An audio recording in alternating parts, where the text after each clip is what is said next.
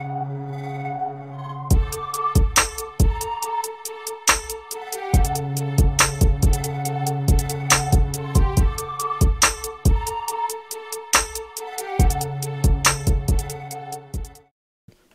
Duck here.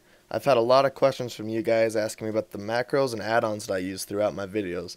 So I thought I would just make a video instead of answering y'all one by one in the comments. Now the biggest question that I get asked all the time is how do I make the icons change on my action bar like that? Now that is called a cast sequence macro.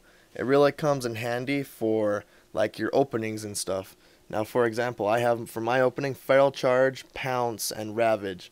So instead of having 3 different keybinds, you can just set this cast sequence macro up and push the same button 3 times in a row. It'll do that, and then you just go right into your rotation. The big question out of the way, let's get into the rest of the macros. This macro right here, I use all the time, especially in battlegrounds and arenas. For when I'm taking a beating like I am now, I need to get back to full HP almost. I just go into bear form and hit my keybind.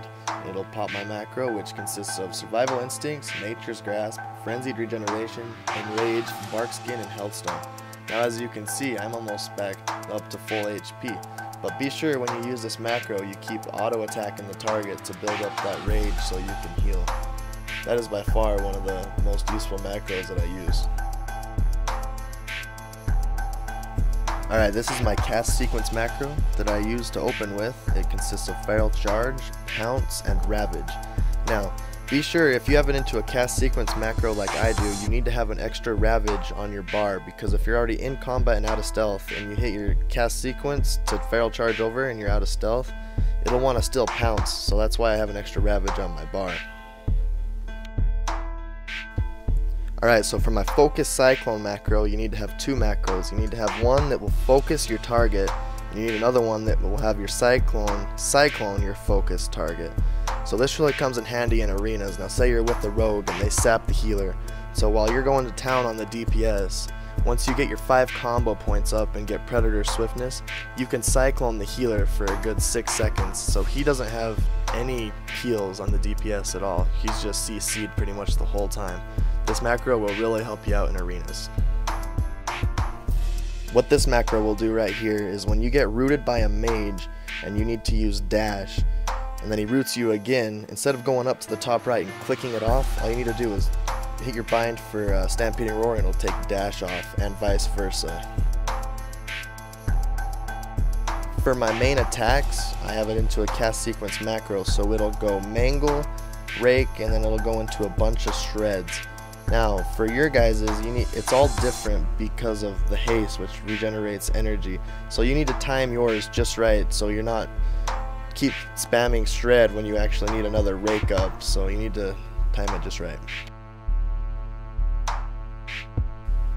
So this add-on right here, the one you guys ask about all the time, is called Power Auras. It really comes in handy because you don't ever have to look down at your action bar. You can always just keep your eyes on the target while you're fighting. Whenever I use a spell, it'll take it off, and then when it's off cooldown, it'll pop back up. I have one set to where when I have all 5 combo points, it'll show up with the skull and crossbones, telling me that I need to use a finishing move.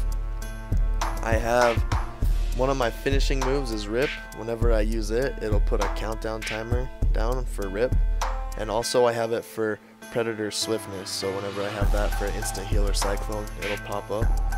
I also have it set up so whenever I use Savage Roar, it'll do a countdown, so just so I can keep track of all of my dots and stuff. I don't have one for Rake though because of my my cast sequence macro. This add-on is really simple to set up. You just download it, and to get into the interface, you type /powa. Once you're in there, that's where you create all your little icons that pop up. To create one, you just go to a tab you want, hit new. Be sure to click that right there, and then you select what it is, like what the spell is. For a dot, it's usually a debuff, so select debuff, and then you just type in the name. I'm gonna do Rip, so Rip, and then Be sure to select in combat enemy target and cast by me, otherwise it'll show all rips that all druids cast, and that's not good.